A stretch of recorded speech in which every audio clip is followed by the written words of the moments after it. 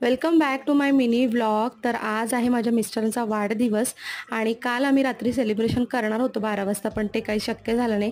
कारण पर्सनली त्यांना ना सेलिब्रेशन करायला आवडत नाही, केक कट करायला वगैरे आवडत नाही.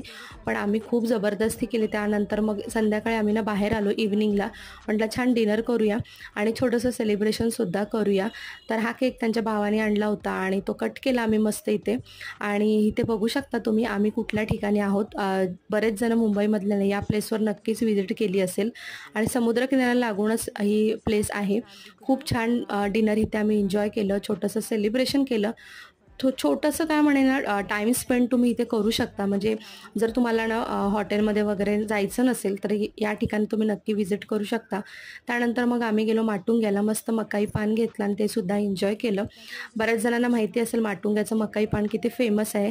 तर असा हा सेलिब्रेशनचा व्लॉग तुमच्यासोबत शेअर केला. आवडला असेल तर